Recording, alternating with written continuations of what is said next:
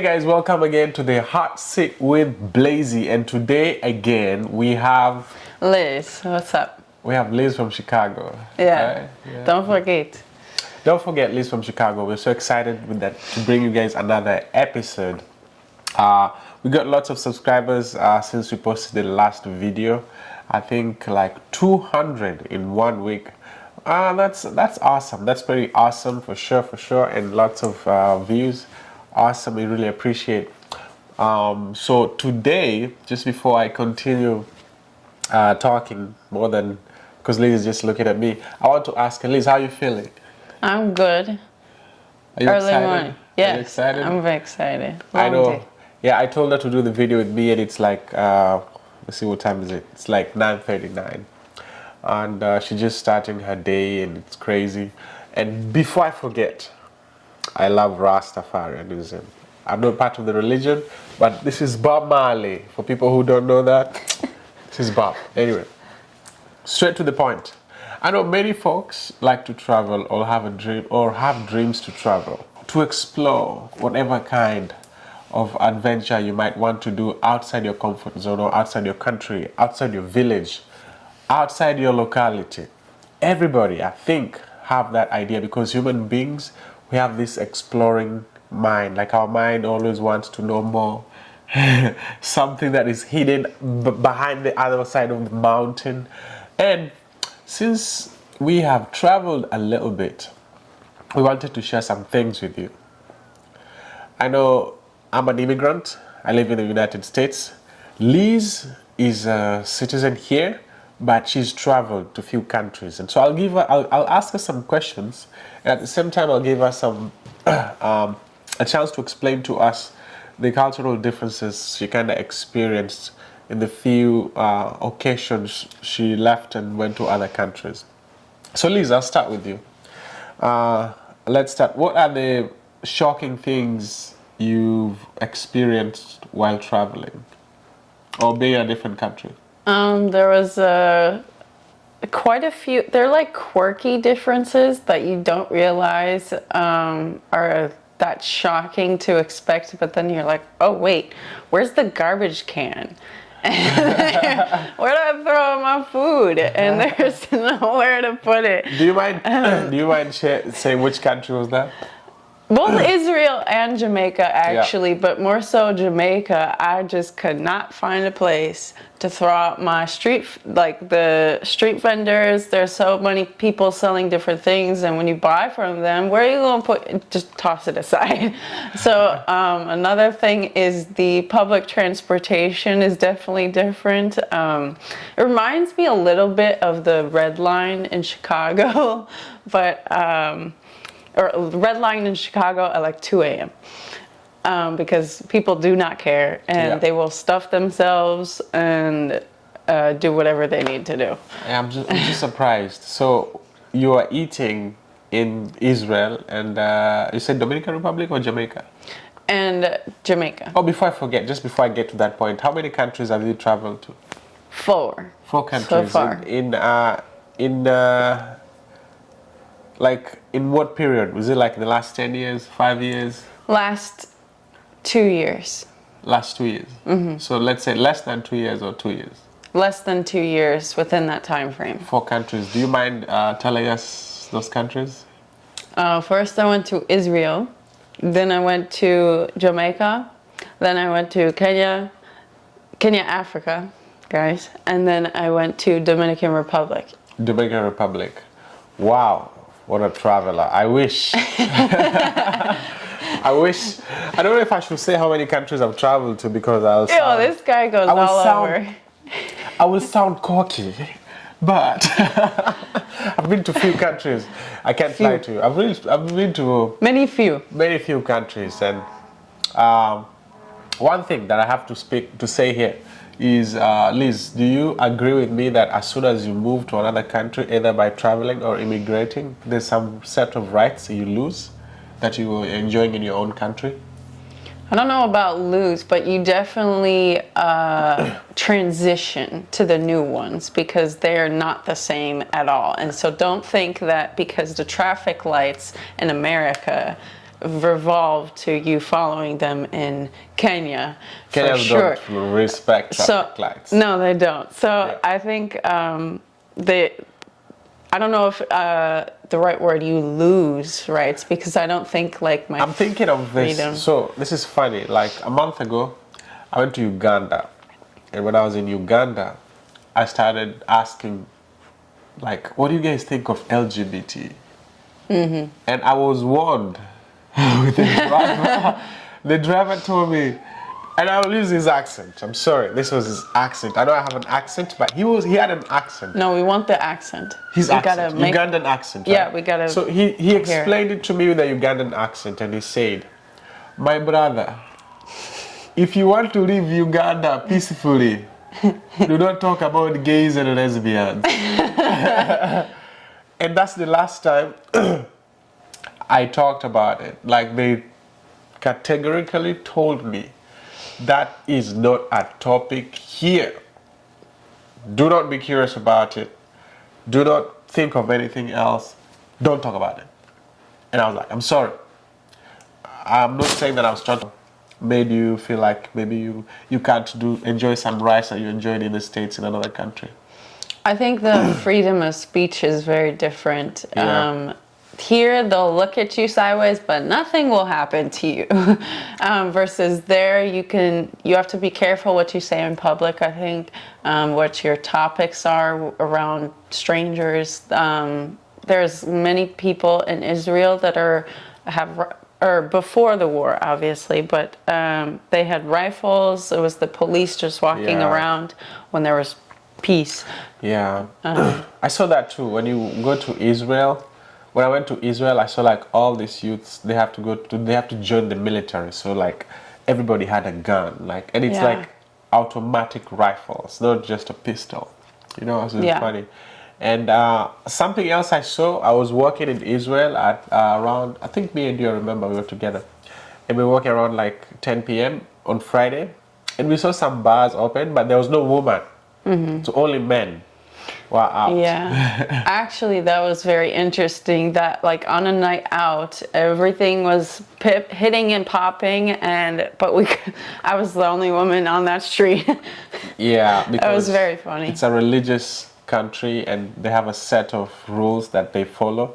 So if you can't adhere with that, then I think there will be like severe consequences. Yeah, so that's quite interesting. What about? Let me think about this. Let's point out Kenyans too, because I know you really like Kenya. Don't forget them. What are the like 3 things that shocked you in Kenya?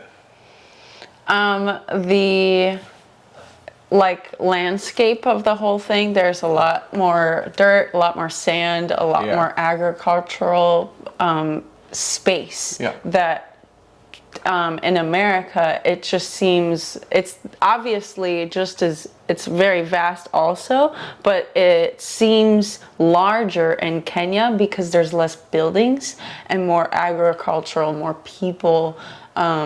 So then when you see the land, it's so dynamic, so spread out, and it was amazing. Yeah. Then the people, specifically the police, were shocking to me. Yeah, well, what's with the Kenyan police?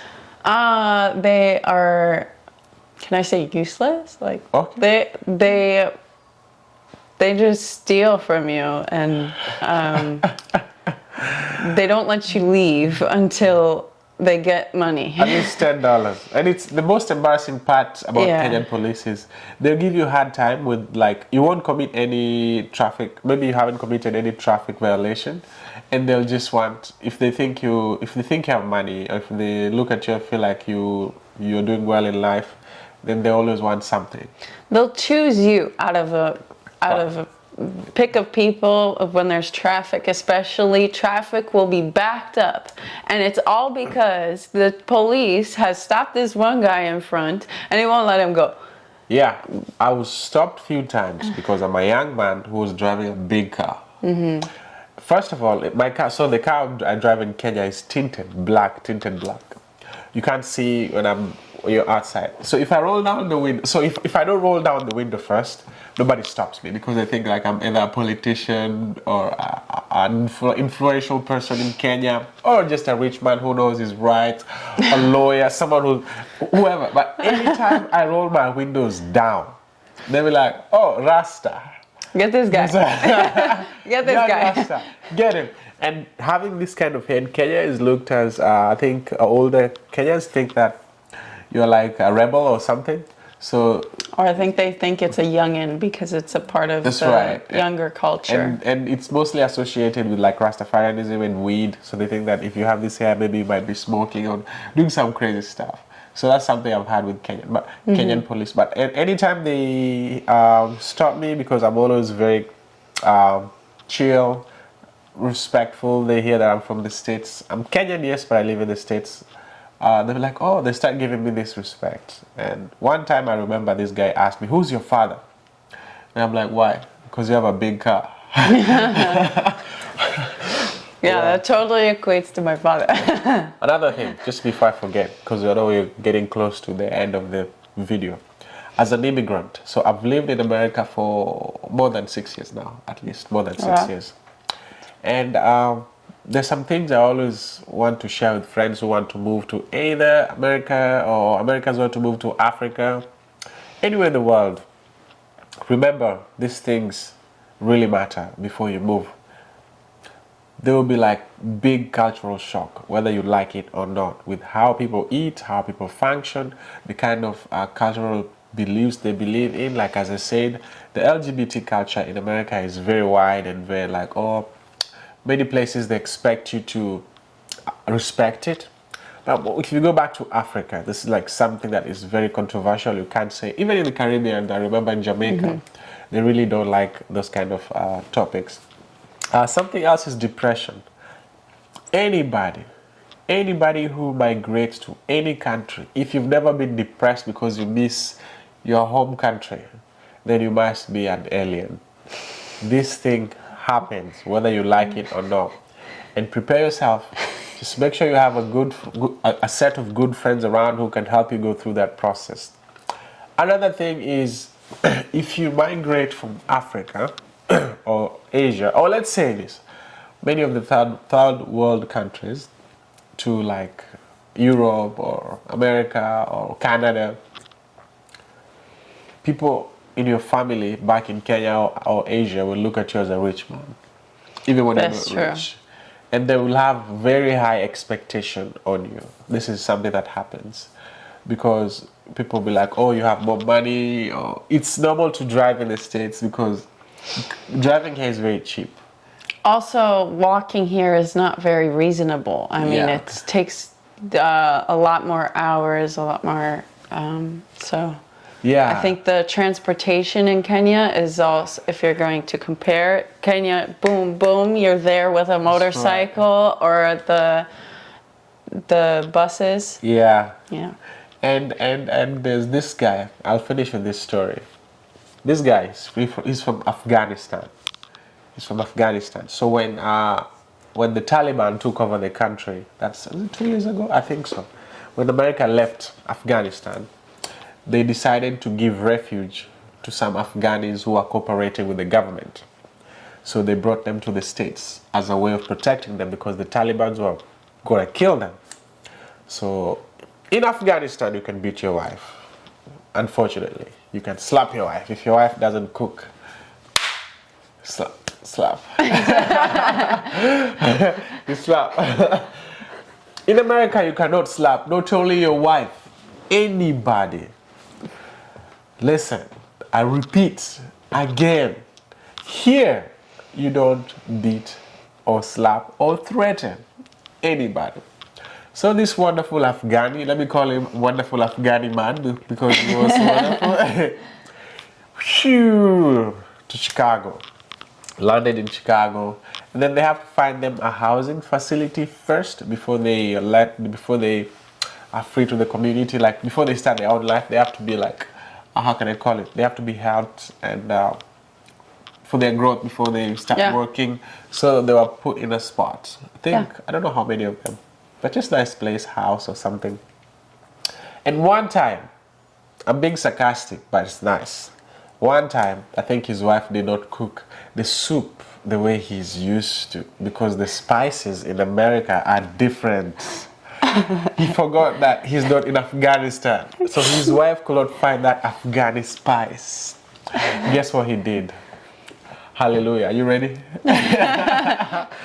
This wonderful Afghani man, before he slaps the lady, he's wonderful. We'll describe him in a different way after the slap.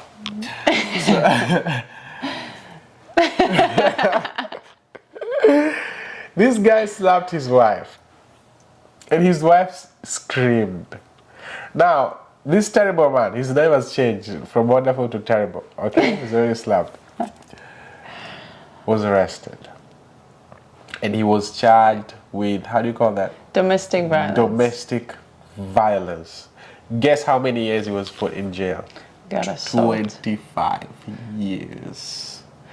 25 years. I will argue, though, this is a bit problematic because there's plenty of people who get charged with killing people and get like a 5-year sentence, a 2-year sentence, get let off I don't free. know. Yeah, I don't know why they gave him 25 years. This is so crazy. I think it's a little bit But it was more. Maybe I'm making it like he just slapped her, but I think he's like he really beat her up. So bad. Yeah, probably. That's something that I have to also acknowledge here because, yeah, it's like a very, very serious case. And now he's in jail for the next 25 years. So it's like he ran away from the Taliban and then he came to America and now he's getting... Safe. He's getting other Taliban in jail. Safe. He's going to meet other Talibans in prison. Oh, different kinds.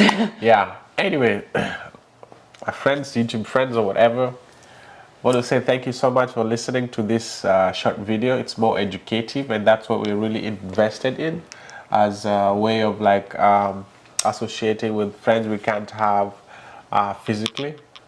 We're coming to an end of our video. Do you have anything to say before we finish the video? No, we're just excited to include you guys in these conversations that I think need to be had. That's right. And as you all know, another video will be dropping soon. But before that, this is Bob Marley. He's included in the conversation. I love Rastafarianism, not as a religion, but as a levity. I'm sorry, that's just my part. Until next time, guys, have a wonderful time. Please don't forget to subscribe, share the video, and please drop a comment and tell us what kind of video you'll be interested in us doing next time. Liz will be like mostly here often. I'm very happy for that, and other people too, not only Liz, other guests will be visiting us here. We'll be telling you how that's gonna happen. Anyway, have a wonderful time. Until next time, peace. Peace.